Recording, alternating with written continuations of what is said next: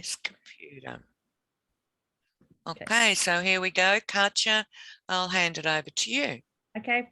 Well, yes, thank you. Welcome all. If you don't know me already, I've been heavily involved with the QVM program since its inception, and I'm still involved in mentoring, not as much as I have previously due to maternity, etc. But I'm still, helping people. I'm mainly focusing on digital marketing because that's my area of expertise. Since March, I've also been teaching at RMIT in digital marketing, which actually stemmed from the development of the RMIT intern program. And because I was so involved with that, then they asked me to come and teach. So and I've kind of kept a little bit out of all the lease and all of that type of stuff discussions, because I think it's best for me to focus on my strength. Otherwise, I won't have enough time for everybody that would like my contribution to their marketing, but specifically digital marketing needs. So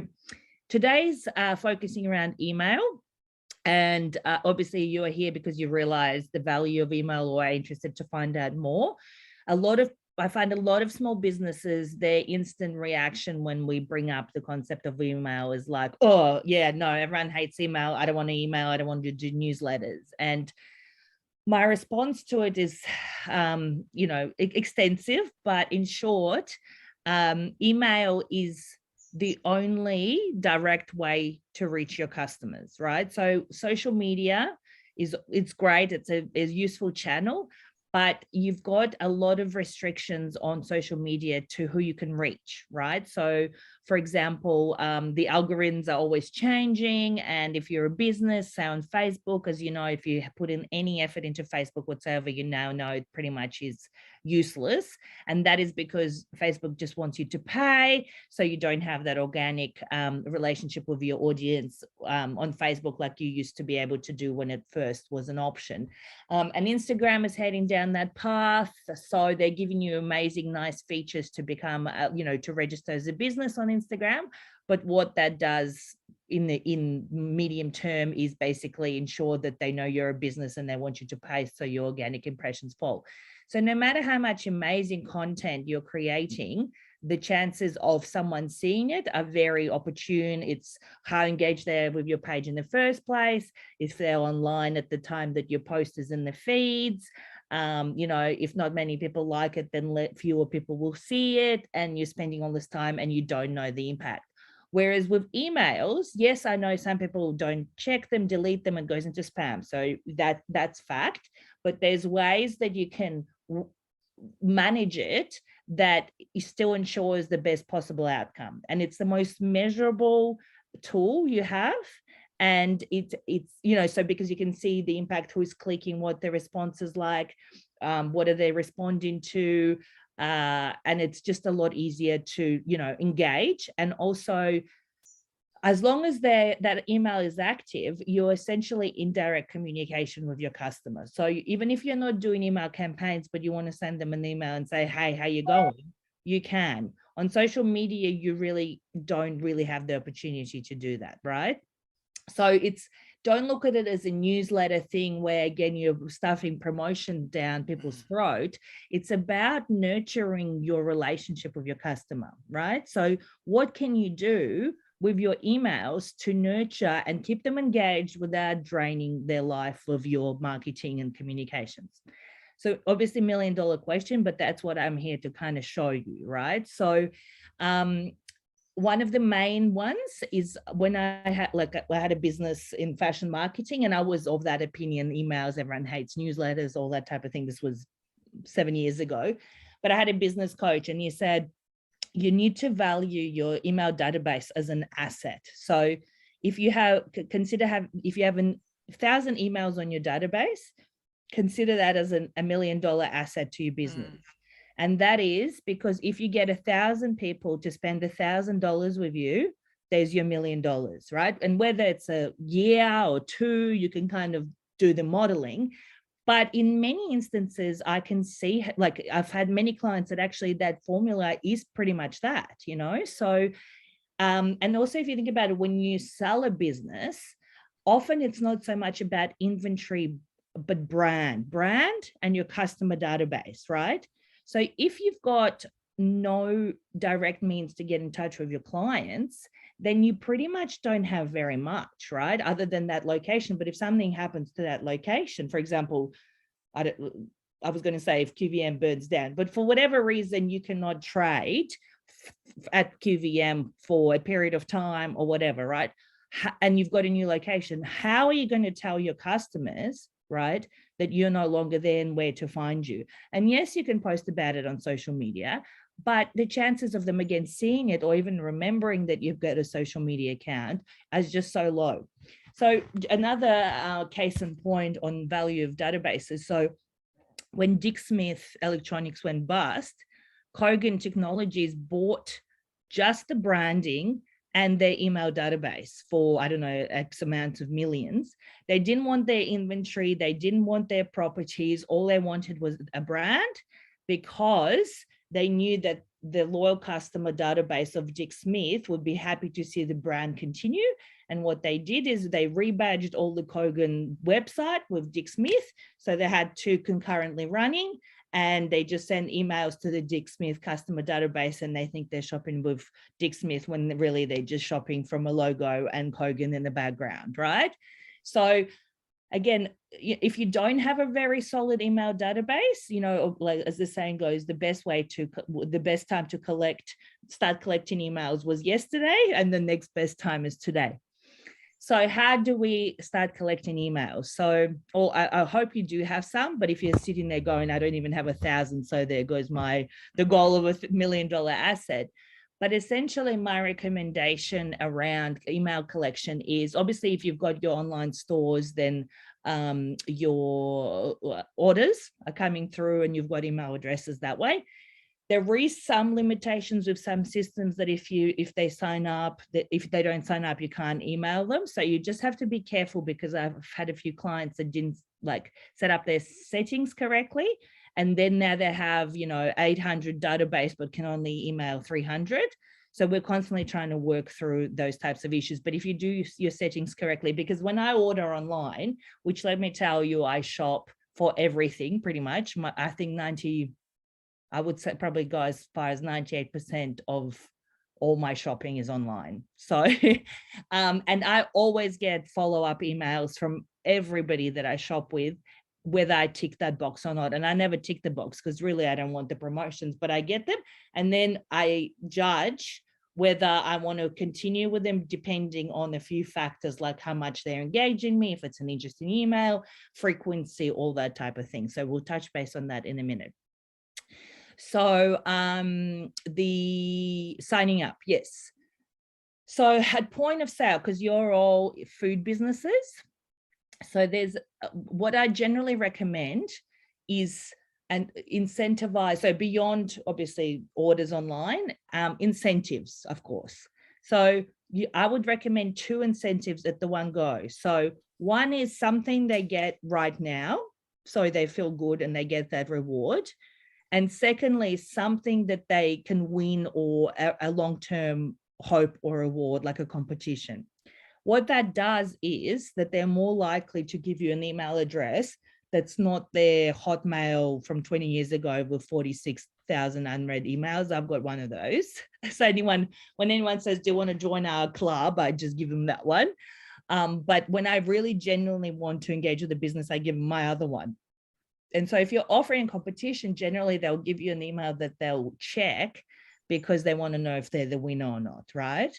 So it's, for you, it's easy to sort of promote a $500 voucher, or like a year's supply, or what I mean, whatever you can afford, because the good thing is it's not, again, money. It doesn't cost you anything other than some produce, but perceived value is higher, right? So in my shop, which again, it wasn't a food shop, but you could apply to it, what worked for us really well. So if I was offering 10%, right, which in some instances could have 10% off, which in some instances could have been like $100, right, depending on how much they shopped, people just don't see it as a, how can I say, like a valuable thing, because they have to spend money to realize it, and they're like, no, not interested. So what we would do is we would gift wrap any sort of little gift. So at the time I did lots of events, so we had like tea bags and candles and anything like that. So again, I'm not sure what would be relevant for your business, but you could even do fridge magnets or something fun, and pens, I don't know,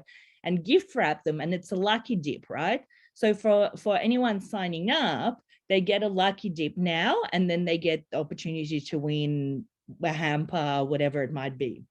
So what that does is that I need to know what's in the lucky dip element is like, people just love it. Like, even if it's worth 10 cents to you, for them, because they don't know, and if they're different shapes and they get to pick, it's just an experience, right? So that giving your email over, you would do that for, I don't know, something that interests you, right? So giving lucky dip, especially, you know, if there's kids or whatever, and then the competition element, that's a really fun way. And not so sign up to our newsletter to receive a 10% off, you know, it's just. Yeah, it's all about the experience. You know, that's what you're selling, that experience rather than an actual product. And that's where people get confused at times. You still have those selling elements in there, but it's the experience you want to bring them to. Exactly, that's right. And so now, so obviously, again, we have to consider your particular customer base. So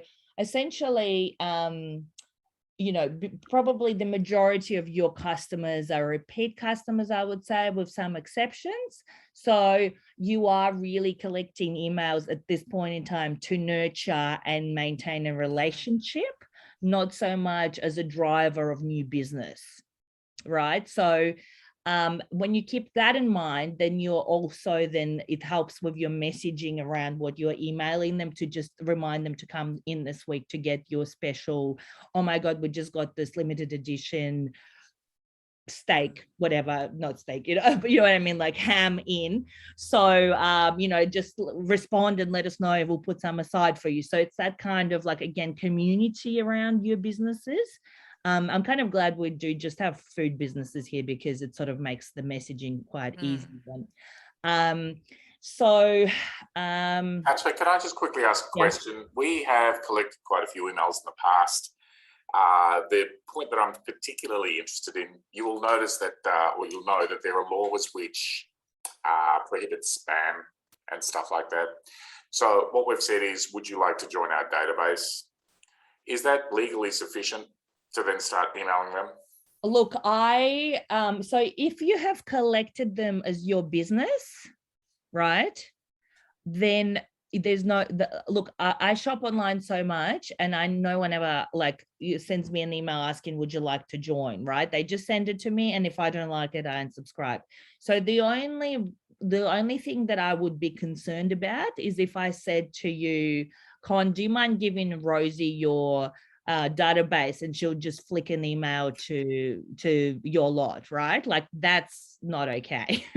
But if it's your business, like, and again, if you used to have like a bricklaying business and you've got a database from that, probably, again, not okay. But if it's collected within the realms of your business, then you just send them an email, and if they don't like it, they just unsubscribe, and that's it. Because it's not, the spamming laws are more against unsolicited third-party emails, not someone, if they've given you their email, they already have a relationship with you, they want to hear from you. Yeah, unless you've got some other email list. The other one also I often recommend is, for example, if you use Gmail or Yahoo or whatever, usually you can export anyone that you've ever emailed as an Excel, right? And I would just go through and have a look, like delete, you know, your ATO and like someone else that you don't want to receive any emails from you. But if you were involved in organizing, I don't know, a Bucks or a Hens or something, and there's like a group of people that would actually be super supportive of hearing from your business, right? But they've never thought to sign up or never thought to reach out to find out more, just chuck them on. And then again, if they don't like it, they'll unsubscribe. And really, the worst thing they'll do, you know, if someone's really pissed, they'll tick like, I never subscribed to this email, right? So the chances of enough of that happening that it becomes a legal issue is so low, especially again, if it's coming from you. Like you can always sign off as your business, you know, or thanks from Con and the team, you know. So like honestly, so that they know that it is from you. It's not just from an ad hoc business. I think that the one of the issues though, when it does come to spamming, is that if you went and bought a list and then use that list to send them an email, that's spamming. So if you've so long as you've got an email that you've done some sort of emailing with them, or they've given you the okay to use it, then there isn't a problem with you and using if even if it's like they emailed you through your website, again, I haven't looked at your website, so I don't know what sort of systems you have, but you know, if they emailed you saying, do you have this, right? Add them on. Doesn't matter. Again, like they contacted you, they are interested in you.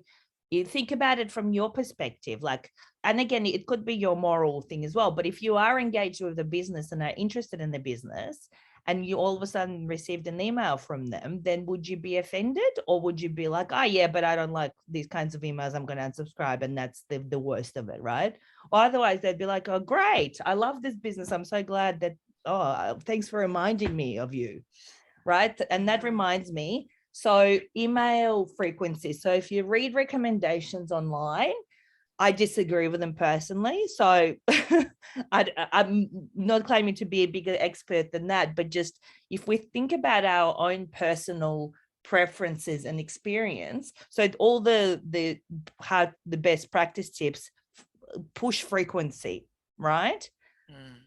I'm sorry, who's got A, time, but B, like literally anyone that sends me more than an email a month, I reckon I unsubscribe from, unless I really just need them to keep emailing me to remind me because it's got a greater purpose. Whereas I don't mind if I get one every 3 weeks, but these ones that I get, I can get 2 or 3 a day. Oh yeah, every day. Oh.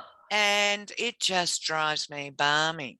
And Kogan are one of the people who do that. Oh yes. So I've unsubscribed, and then I'd get online and because I've got an account, and then I'll buy something, and then I'm back on the list. Exactly. Yeah. So just be respectful. Again, see it as a opportune reminder to, like, an opportunity to remind your clients that you exist, right? So you know, like, again, with your food businesses, well, at least you're not so seasonal and gift ideas and all that type of stuff, but it might be, again, more that you've got something new that's arrived, or again, you're using sort of inspiration type emails. So we'll talk about value creation in your emails in a second.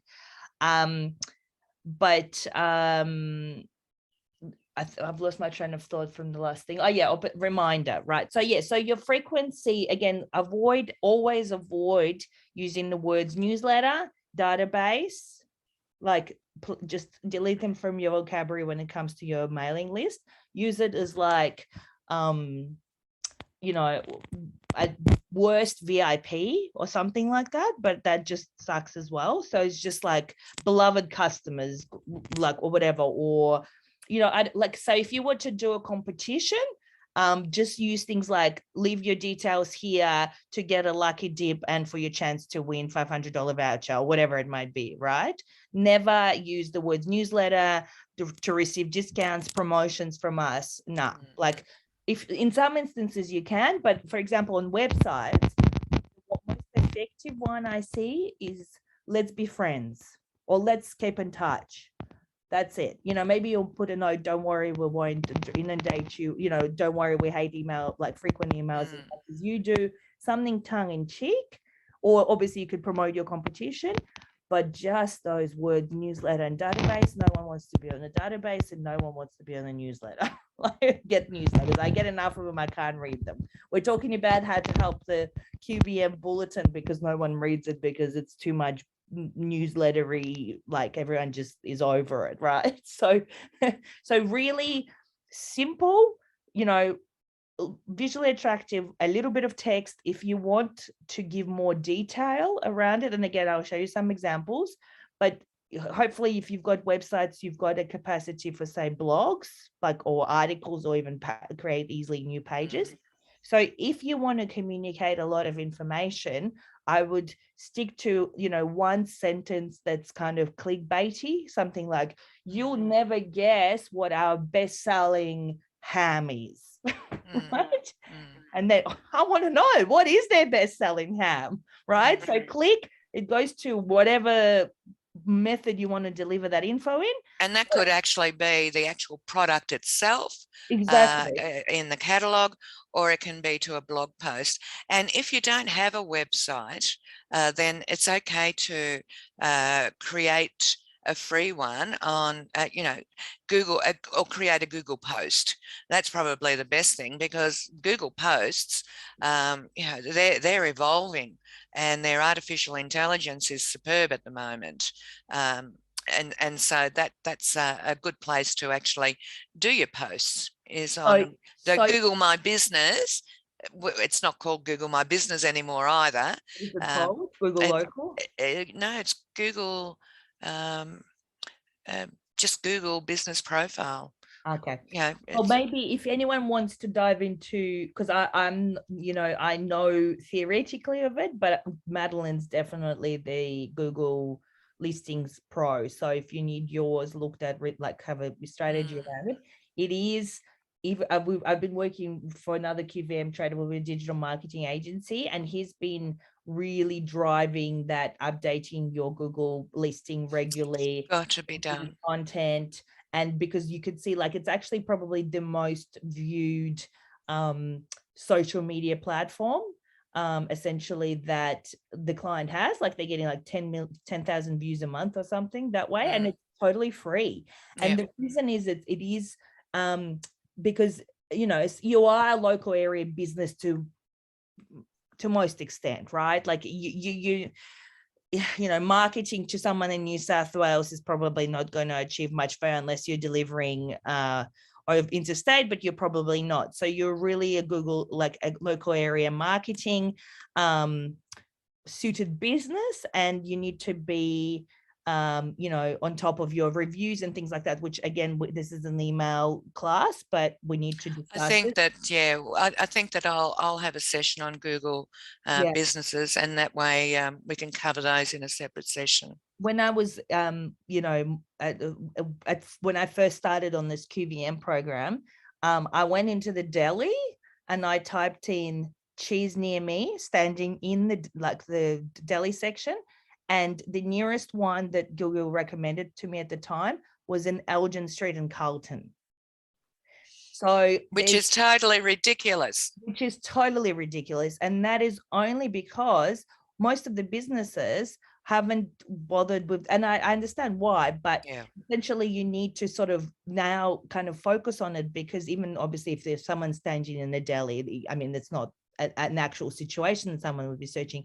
But if I am in Elizabeth Street and I want cheese, you want to attract me, you know, and you want me to go that one. It's got 100 5-star reviews, and the pictures look amazing. I'm going to go. Particularly, I mean, and looking at also if there's specialty foods that someone else there doesn't provide, or packages, or platters, or things like that. That is your great opportunity there. Catering, right? And catering, yes. Because you got the, you know, the city people will come back, so the catering will be needed, or even going to the market and find out who caters, so, or who's got a platter, so you can just buy it and grab a bottle of wine and go and sit on at the park. So anyway, but to go back to the thought around email lists and spamming, I don't want to exclude collaborative marketing from the discussion. So that's important. So what that means is working together with businesses that would attract similar clientele to yours, and doing a cross promotion to each other's databases, right? So you would be writing from yourself with a check this out from so-and-so, you know? So to give you an example, we did a campaign with the Corner Chicken, and because it was Christmas in July promotion, we then linked in Rewind's syrup that they were selling to create, you know, mulled wine for Christmas in July, right? So that was a subtle messaging. I think it only got something like 4 clicks, but hey, you know, like a whole database was exposed to a new brand in the market. So have a think about your potential partners and how you can kind of, you know, do a, you know, if you're doing a Christmas pack, even with wine, even if you don't have wine, is someone in the vicinity that you could just do even like a not even like a pack together, but just a cross promotion, you know, like, oh, we've got this, you know, taking pre-orders for Christmas of our smorgasbord pack, whatever, just, you know, work with me. and you know, if you feel like some premium wines, Joe Blow has the best wine selection of wines for Christmas, right? You know, and again, it's just exposure, click through, have a look, right? And I mean, and you can have a look at, pardon me, at Rewind. You got Swords Wines there, you know, and you've got a couple of others that sell wine. Exactly. So I think that there's opportunities there in doing cross promotions. Yeah. So in terms of, I think we can probably go down to messaging in terms of, oh, Judy. Oh, thunderstorm here, so lost connection. Okay. Are you back? I'm guessing. Wait. Yeah, she's back. It depends on how much you missed, but we can always review. So I think let's go to have a little chat about value creation in the email. So it's interesting because when I started teaching at RMIT, obviously I had to learn the content that I was teaching. I mean, I knew the theories, but I needed to learn the format that they're learning it in. And one angle that they were really driving, which I found very interesting and was actually insightful to me, was that element of value creation in your content, right? That you produce. And content is across the board. So actually, speaking of content, if you do have social media, just you can leverage all of this across your email and social media. So it doesn't have to be one or the other. And in fact, it's a wise thing to do. It's called digital integrated marketing communication. So you would be running, you know, if you're doing a Christmas pack, you would of course run it through your social media and then also on your email. So you're not creating double the content. I mean, I think I'm stating the obvious, but it's not always obvious. So that value creation component. So again, that type of, you know, if any of you have emails and you've ever bought anything online, I'm sure you just got inundated with Black Friday, Cyber Monday stuff. Like I don't think I can I don't have actually time to delete how many I received, right? So I mean, yes, everyone's on the bandwagon and you want customers to know that you also have specials. So I understand from that perspective. But again, just think, like as soon as I saw those titles and it was from a brand that I wasn't really interested in looking to see what they actually in fact are selling, I just deleted it without even reading it, right? And the emails that work, like the email titles that work, actually do offer some kind of value that's not just that typical, you know, get your Christmas orders in, or it's Christmas, you know, that, you know, just, it's just so tiring. So I'll share my screen and I'll give you some examples of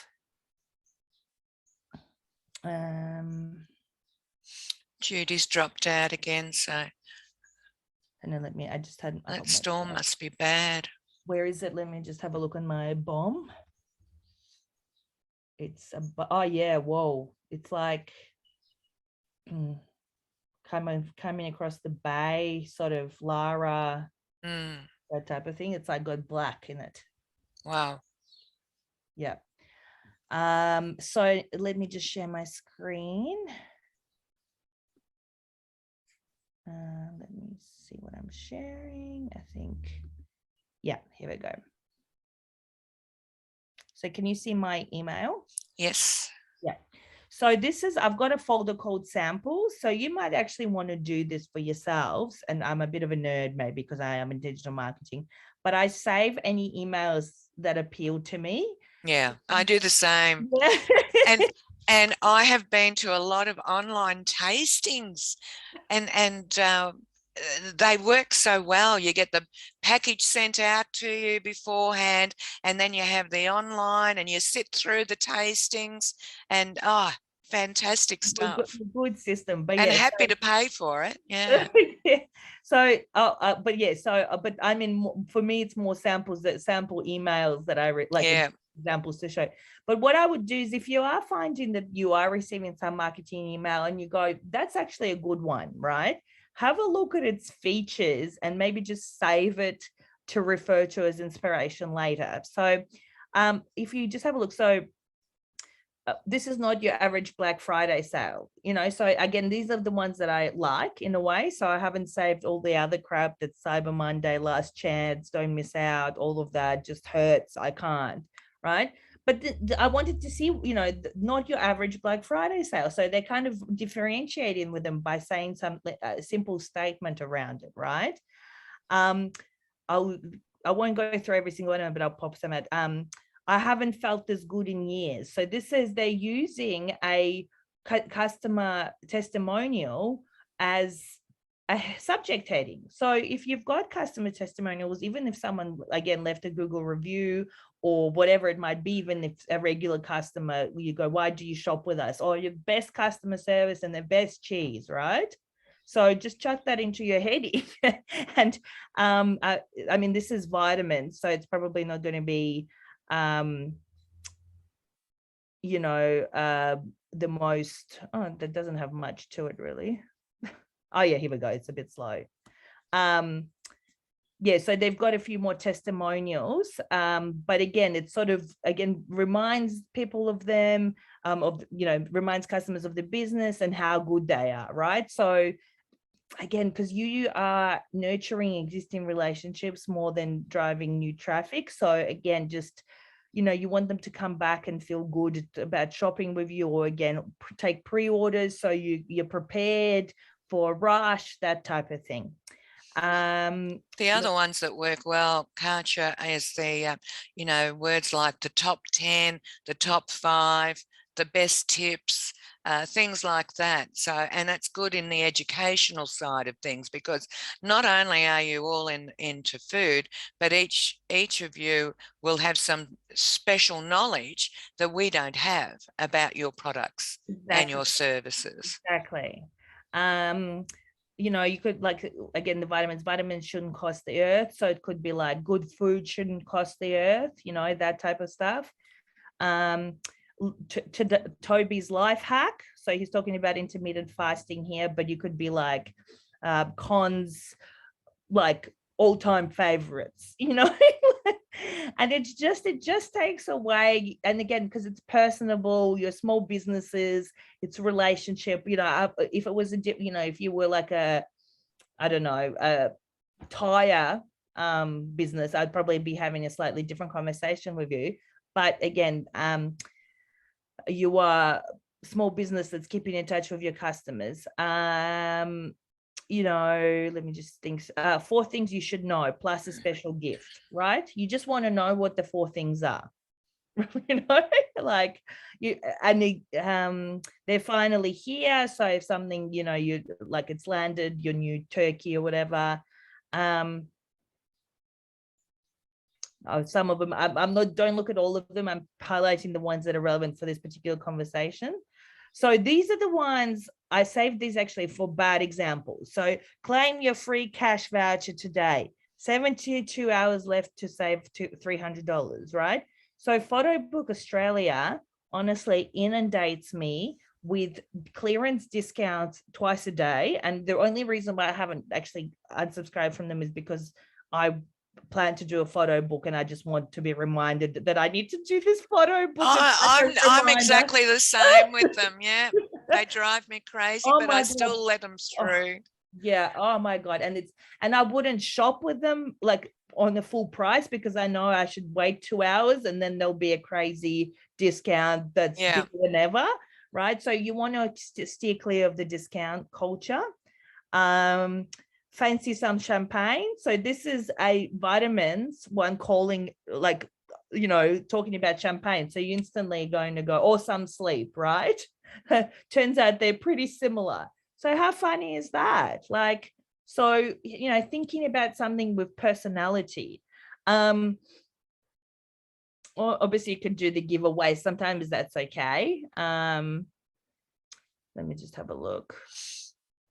Anyway, so you get the idea. I just want to see if there's any others that stick out to me. Oh, this one, okay, in terms of creating customer value. So I really like to use this one as an example. Why organics? The benefits of certified organic cotton. So this is pure baby. So again, work with me here. Obviously, it's not related to your specific brand, but we can, sorry, it's kind of frozen on me.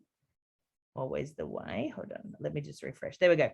So, oh no, so obviously they could be sending me again their product range, but what they're doing is educating me here rather than, again, pushing specific products that are on special or whatever. Of course, it loaded and then it refreshed. Sorry. Oh, now I'm going to have to go through this waiting. Okay, so yeah. So this is really good. And again, I don't know what's Dipankar doing? What kind of business? That is, yeah, that's with Con. Oh yes, at sorry. Big Okay, Vic cool. Deli. Yeah, okay, sorry. Yes, thank you. So yeah, so again, your food businesses. So I'm not sure if you've got an online presence, but I'll talk about this anyway. So you can see here, and this is a big trend in emails at the moment, in that they make it look almost like a website, right? So you get the heading here, the main picture. So always start with a big, beautiful picture. That's super important to catch the eye. And then you've got these wordings which make it look like it's a menu for a website. What that actually does is really communicate to me what they want me to know about this business at a glance. So I know they've got baby, I know they've got toddler, I know they've got gifts, I know that there's sleep related stuff, which what mother doesn't respond to sleep. Then there's, oh, by the way, there's a sale, you know, and there's learn if I wanted to learn more, and of course baby essentials, right? So this, in just one line, they told me everything that it could capture me, because if I knew pure baby purely for baby, now I know that they have for toddler, and they've got a sale and I better check it out. But this email is not at all focused on any of those things, which would be deemed as marketing, right? And what it does is explain to me what organic cotton is all about, and why it's why I should care and what you should be looking out for. And because you hear all these organic cotton terms, and no one probably really goes into depth. So it's just a lovely, subtle way to educate me about one of the key features of their products, right? And you can see this, and of course, cute baby video to finish it. But again, few words, pretty email with lots of pictures. And if I want to know more, I just click through and it takes me to, we'll see where it takes me.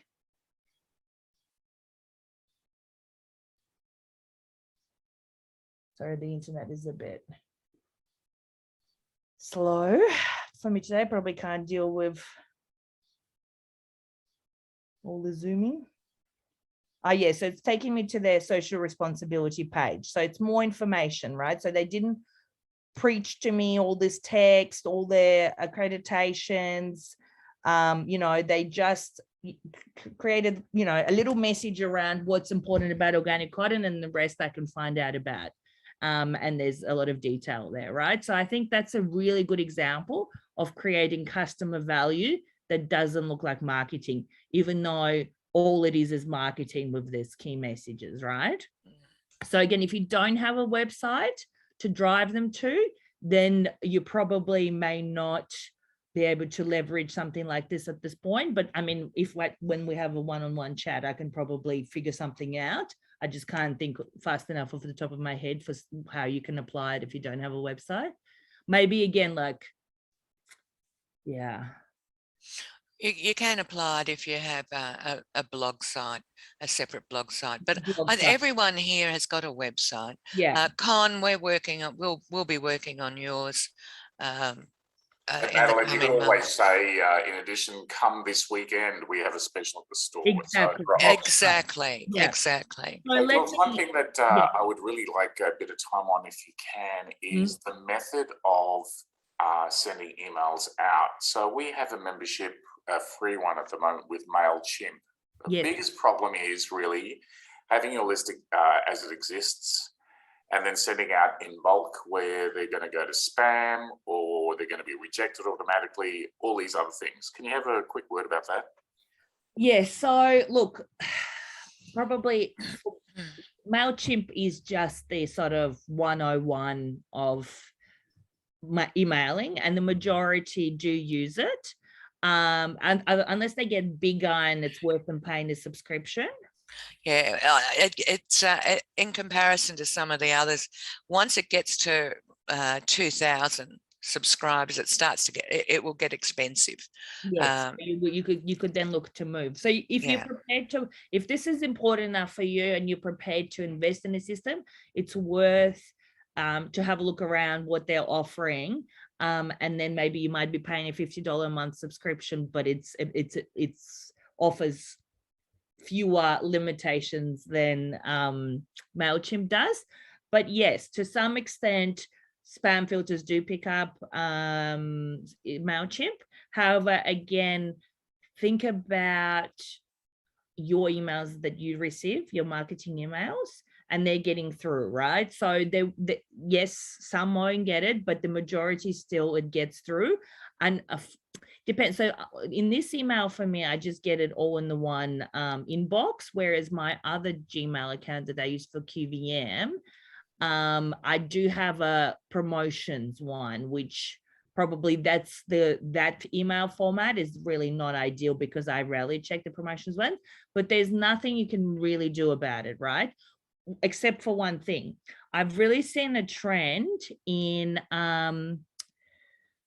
text only emails, and they're also sent through Mailchimp, but it's the images and the graphics and the links that tend to cause that kind of spam filter to activate. Essentially, I'm just going to try and see if I can find you a text only email. Let me just have a look.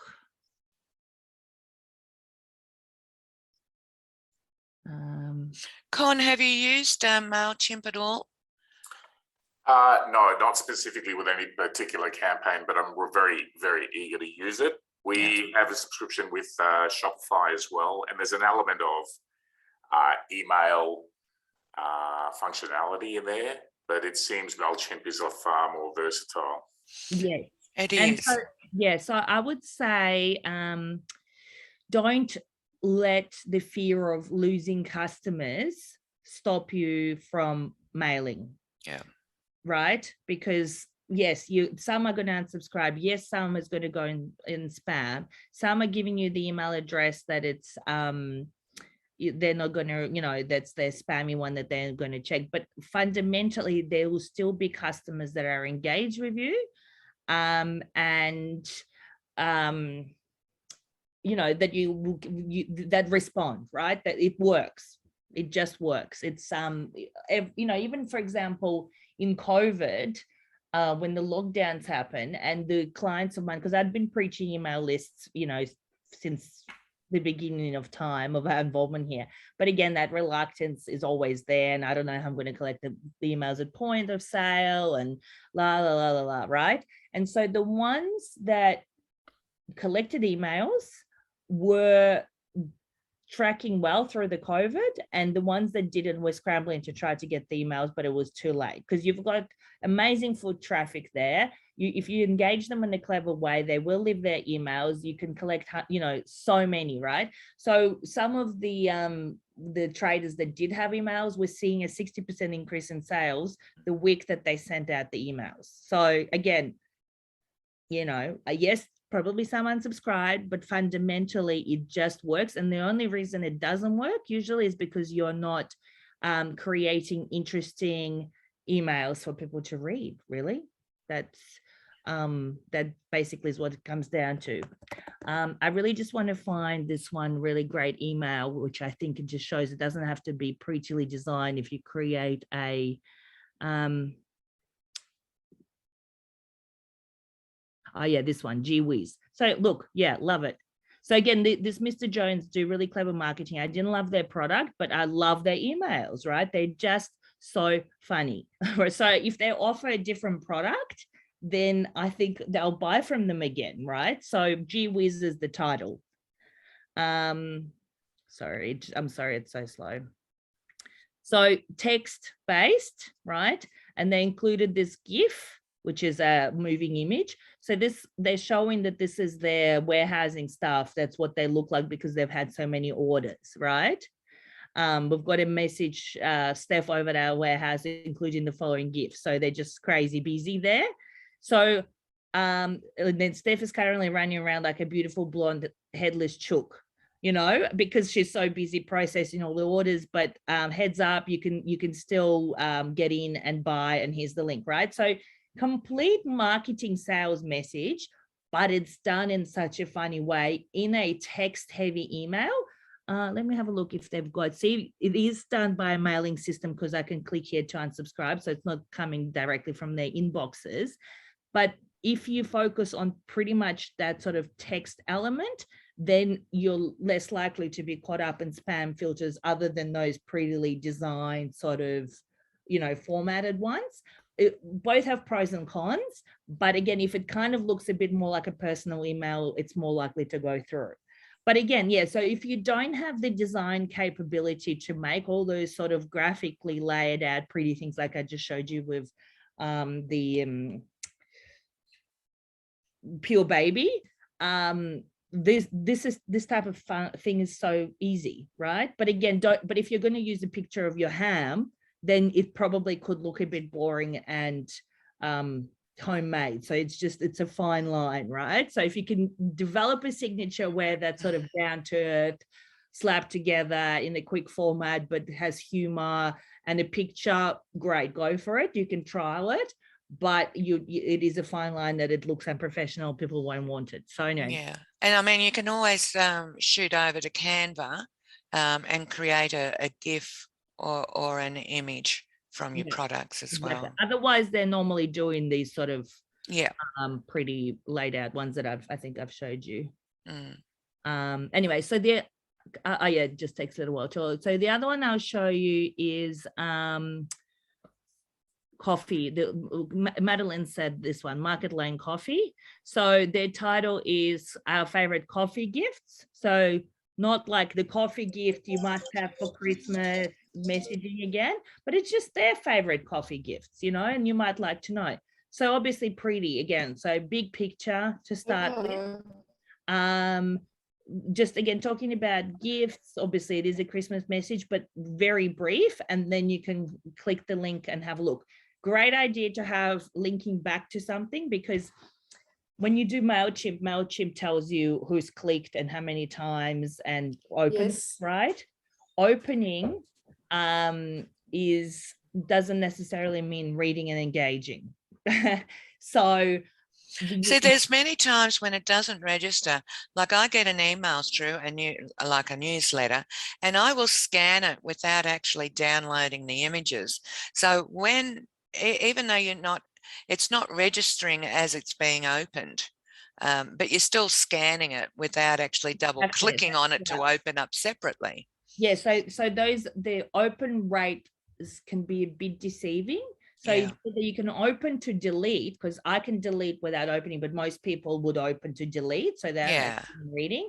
And then others can scheme if you've got that preview window in your email. So you're getting, you can see the email, but it hasn't officially been opened. So the only true way to test if your audience is engaged with your list is to give them something to click on, right? So obviously in this case, they're wanting to shop gifts, which is fine.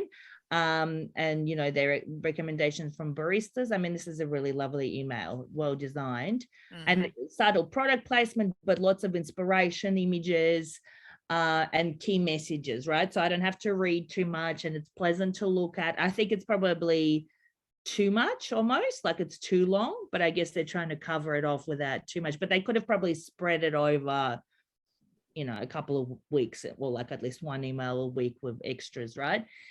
But what was the last thing you said, Madalen? Because I lost my train of thought, but I wanted to elaborate on that. Oh yeah, clicking through. So yeah, so there's a term called clickbait, which is essentially wording that makes you want to click to find out more. So you almost that shop, gift, shop now type stuff. That's a bit like, again, just cliche, right? We're sick of it. We're tired. It's, you know, we're getting marketed all the time. So again, you know, you'll never guess what our best shopping gifts are. Probably not the right term, but that kind of thing. Or our top, you know, these are the top 5. Click here to find out, right? So you just want to know what they are. Like shop gifts. I don't want to shop gifts. I just want to have a look what they are, right? So just, you want to kind of encourage them to click through to have a look. And then obviously within that space, whatever they click through, hopefully you've got the right information to make them want to buy. Now, to give you a bit of insight into Mailchimp, so I've just got one of the QVM ones that we work with. And so this one, this was a lockdown special that they did. And this email generated about $850 worth of sales. So, you know, for an hour of putting together whatever they did, not a bad return, ROI, return on investment. So obviously it was on topic. So it, you know, wouldn't be, so their sort of Thanksgiving type content doesn't do so well, but obviously they were delivering shipping, so free shipping, so people were feeling loved. Did a bit of highlighting on how much people love the business, and yummy dinner inspirations, right? And again, reviews on this particular type of product, and then click here for more effortless meal ideas, right? So not too much to it, but value in the customer. You're offering free shipping. You're validating that you're a great business. You're obviously loving them in the lockdown and helping them just, you know, with easy meal ideas that they can just chuck in the oven. Perfect, right? You can see this is even too grainy, but whatever, obviously sometimes the image is not the fundamental thing. So this particular campaign here, so how to save time and money, generated about $350 worth of sales. So again, we're not doing come in this weekend for our, you know, special. This one was focused around, are you saving time? And it doesn't, okay, I think it even has a typo. There you go. Sometimes you miss it. Are you saving time and money with meal prepping? So basically it was focused around meal prepping. That's probably a bit word heavy, but again, it was, you know, highlighting the make ahead, batch cooking, and it was focusing around meals that you can cook in bulk and mince, right? So, I mean, selling $350 worth of mince from an email, again, it's worth the trouble, right? And again, you remind people are there, and you've got turkey as well. And it's again, so this is probably, I would say, is a bit text heavy, but it's good to test and measure again. So always remember you're testing and measuring. Yeah. So well, your first 3 or 5 may not yield the results, but you just adjust.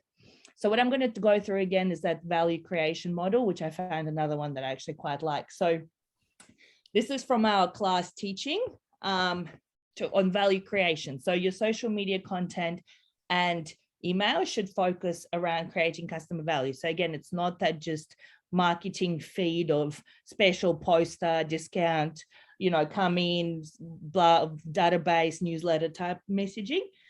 So if you think of all your marketing communication to cover all of these elements, you know, combined or at a time, it's up to you. But if you think about it this way, creating that content becomes super easy.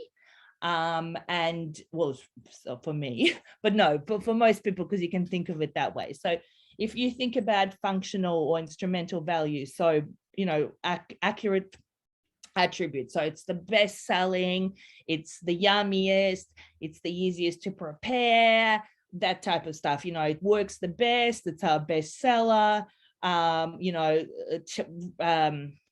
recipes, how it's made, you know, what you expect to receive when you know, like if you want to feed the family, get this pack, everyone will be satisfied, suits vegetarians and, you know, meat lovers, like that. That's functional value, right?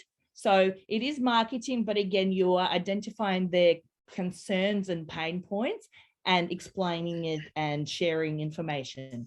And can I just bring in at this point too, is like with Mailchimp or with any of the other similar programs, is to segment your market as well. Tag them so that you know, and when you're actually uploading them, so that then you might be able to just with that segment of the market, you know that they like this particular thing, or these are what sell really well with them and easily. So then you know who to target the next time for a similar product. Exactly. But I mean, if you haven't done it already, don't worry. No. And probably in your businesses, again, like say if you had a really clear, distinct men's and women's line, like you want to segment it because, you know, sending highly female, you know, promotions to a database of males would be probably not relevant. A good example, a simple example is I bought some sunglasses from an American firm, and they send me, and a few have done it, but this annoys me especially. They send me, it's fall, like autumn, but their word fall when it's our spring, and then it's, you know, spring when it's our autumn, right? They know I'm in Australia. Like, it's not hard to segment it. I'm sure they've got southern hemisphere if they're promoting it globally. Split them out and don't send me a fall email in spring. Like, I know it's a little thing and maybe some people wouldn't notice, but it annoys me because I don't feel like they care about me as a customer and then they care about their northern hemisphere ones, right? So with your, you know, I guess if you know someone is a vegetarian, you could probably specifically target them. You know, maybe you've got a vegetarian box, because obviously if you're sending meat lovers or like organically butchered, you know, whatever, to a vegetarian, there's only a you're in trouble. People emails that they're going to put up with you for, you know, receiving. But, you know, so think about it. Look, it doesn't, you know, any email list is good, but if you can have really specific, or like, you know, if you know mums, for example, right, and you could then send a campaign to, like, you know, mums, we've got your weekly dinner sorted, you know, as an example. I know you're probably like, doesn't suit all of you, but because if you send that to a single male living in Collins Street, goodbye. Right? So that's the importance of segmenting. But again, if you haven't done it, don't do it. And then if you are going to collect at point of sale, like we discussed with competitions and promotions, then think about what kind of info you want to know from them. Also, birthdays. So some people don't want to give their birthdays, obviously, but a fun way to do it, if you want to really nurture your database, is to just get the month of their birthday. So then you would have a segmentation saying, you know, oh, these are the September birthdays, and then you can say, hey, it's your birthday month. Come in and we'll give you a free gift or something, you know. And then they'll be like, yeah, you emailed me, it's my birthday. And you give them, like, I don't know, box of crackers with their purchase, right? Perfect. Nurturing, brings customer loyalty. You know, the psychology of people, when they get free stuff, they're more loyal. Done, right? So experiential value, it's that sensory, emotional, social, relational. I don't know what epistemic means. Do you, Madalen? I should probably No, I don't know. It's sensory. So, you know, we're food businesses here. So like the taste, if you describe the taste, like, oh, the most delicious mouth-watering camembert from France, you just have to try it, right? So you're creating, I want to try this bloody camembert now, right? So like a sensory, or you'll never guess how soft or lavish or that type of thing. And one of the one of the things that I relate to some of the students is when you're talking about those sensory and the emotional items, and I can always relate back to, you know, the smell of that fresh apple pie baking. Everybody can relate to that smell of the fresh apple pie. Exactly. You know? Yes. So that's a sensory thing. Yes. And you've got an emotional attachment to it. Right. Or like, you know, and me, I love blue cheese. Yeah. So it's like, so yeah, with Christmas, like if you're doing a Christmas promotion, don't do like Christmas, you know, specials this week. Do it like, you know, what you need to have on your table this Christmas. And then you started with like, you know, isn't it just wonderful how we get the family together and delicious food is essential? And, you know, here we've got these things that the whole family will love. And we've got something for vegetarians and something for the meat lovers. And it's on, you know, this cost sacrifice value. And, you know, before our UDR, our VIP customers, you can have this for 20% off, right? Like you're hitting 3 value points in that email. And it's great because then you're not pissing me off. You're giving me value. You're making me feel appreciated. You're appealing to my emotional element of what I need to have this Christmas. And your tagline is not that typical thing. And I actually want to know what I should have on my table this Christmas because I can't think and I'm overwhelmed. So actually thinking about that, like solving people's problems. Well, how can your product, like Rosie, yours, pre-made meals? Oh my God, I hate thinking about it, right? So your communication should be around like dinner, this week's dinner solved, or making meals easy, or, you know, how to use your leftovers, or, you know, that type of thing, or educational around that sort of functional African food is full of protein and it's lean, whatever it might be, right? So that type of thing. And then, of course, there's symbolic value, which is self-identity, personal meaning, self-expression, social meaning, conditional meaning. So that again, this goes back to like, you know, social meaning in this case would be like, you know, don't let your family go hungry, because like if you're hosting this, excuse the tongue-tiedness, but, you know, hosting your family this Christmas, don't let them go hungry, because that like social meaning is like, shit, you're having a party and the worst nightmare is people going hungry, right? So you're solving the problem by having whatever you have, right? So some of these may not be relevant to you, but this is a really, really, really great model. And one thing I think it's missing, but it falls into the functional, is that education component. So like educating on where the food comes from, how it's made, if it's a family business, or, you know, if it's a tradition, that type of stuff, you know. So you know, if you just even sit down using this model and brainstorm like 10 topics as a result of it, it's perfect. Or again, leading into Christmas, we could be doing like, maybe you wouldn't do an Advent email because you'd kill your customers, but you could be like 14 days of Christmas or 7 days of Christmas or something, and kind of go, you know, leave, you know, on the 7th day of Christmas, this, on the 6th day and in the lead up to Christmas, and then on Christmas Day, you've got this feast or whatever it might be, right? So again, this is where hopefully you can come up with good ideas, but we can help you kind of comb it out to sort of improve the wording, so you kind of start to understand, you know, and we definitely want you to do it yourself because you know your customer and you know your message, but especially if you're not that familiar or that comfortable with it yet, definitely can edit, like provide custom eye over it and make recommendations. Katya, can you just drop that image into the chat box for them? Sure. Yeah. I don't like it because it's grainy, but I think we can survive. It'll be all right.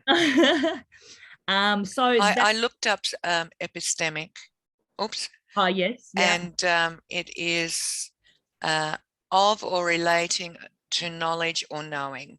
So it's cognitive. Okay. So there you go. So that's that education component. But again, yeah, with the sensory, yeah, it's more about encouraging, like, just that, you know, with food businesses, like, for example, one that worked for me in social media was I followed a fish shop. It's at South Melbourne Market, right? And so I don't normally follow these kinds of businesses on Instagram, but actually, so I know it's email, but I'll just tell you the story because it helps you understand how all of this translates into sales, right? So I was following a page on biodegradable packaging or something like that. Biopack it's called, because they do a really beautiful Instagram feed, and I just care and I like to know, but it's more business to business type business. But you know, they do beautiful Instagram for consumers to be aware of the type of packaging that's available. And so I'd been to South Melbourne Market, sorry, cheating, I live near it. So love Wick Market, but South Melbourne Market is nearer. And I saw all the oyster trays of plastic that just such a waste of single use. So I saw then Biopack by chance post how they've got these recycled paper oyster trays. And I was like, and because it literally was coincidental that it happened at the same time, I was like, oh my God, I just saw all these plastic trays at South Melbourne Market. They should make them compulsory over there.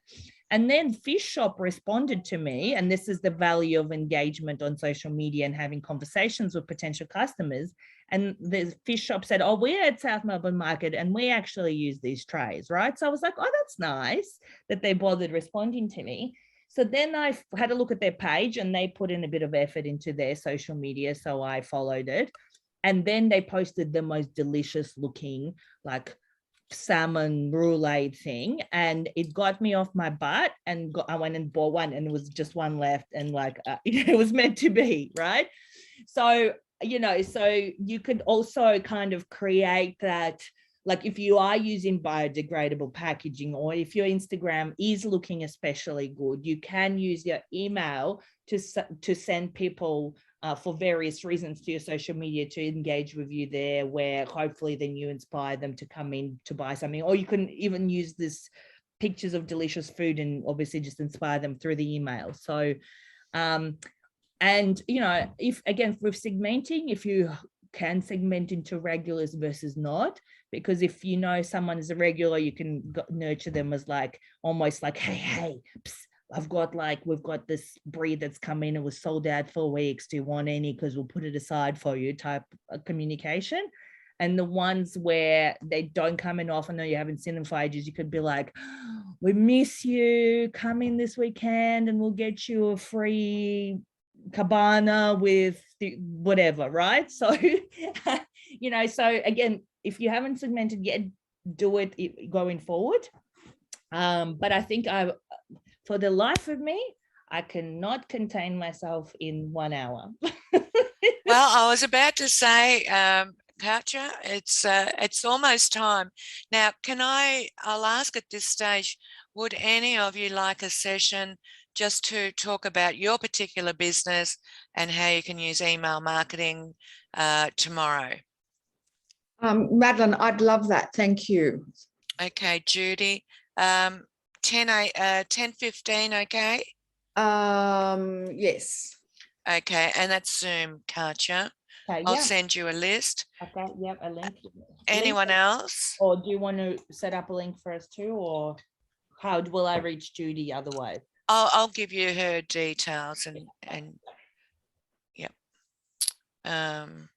Madalen, we would like to, but as you and I spoke about, I think it was yesterday, we might defer that until the new year. It's a little too late and we're too busy the last 3 weeks. Yep. But definitely would like some time with Katya.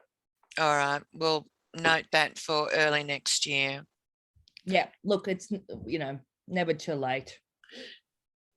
In fact, yeah, once you get through the busy period, it's good to focus on that sort of. Yeah, you know. we've got a lot to focus on with you, Con. There's quite a few different things that we're looking at doing with you, so including the students, so that'll be good. Yeah, all right, it's going to be perfect. Thank you. Okay. Any questions before we leave? I will send you the link that Katya put in the chat I box, just realized I actually opened because that was browser. wasn't a good link. Didn't Yeah, no, work. it's just I actually opened the file in my browser, so it's part of what I'm. Yes, have to exactly. flip So around, but I'll that's just email okay. it to you. Yeah. All right. Look, I'm grateful to Katya for coming on board, and thank you all for your attendance. If there's any questions that you have, you can email them through Do you to have any me. questions right now? Because I mean, I'm sure it won't take too long to answer them. If you've got a burning If you've question, got a burning question, go ahead. Happy to do that. All right. I think it'd be more on an individual basis. It's probably So, specific cases, so that's fine. yeah. I get really excited about. I can't believe that my life passion is email marketing, but it's definitely, I can see why people hate it, and I can see perfectly how to avoid that pitfall and make money out of it. So yeah. Okay. All right. Thanks again, everyone. Enjoy the rest of your day. Thanks, Madalen. Thanks, Okay. Katya. Bye bye. Bye-bye.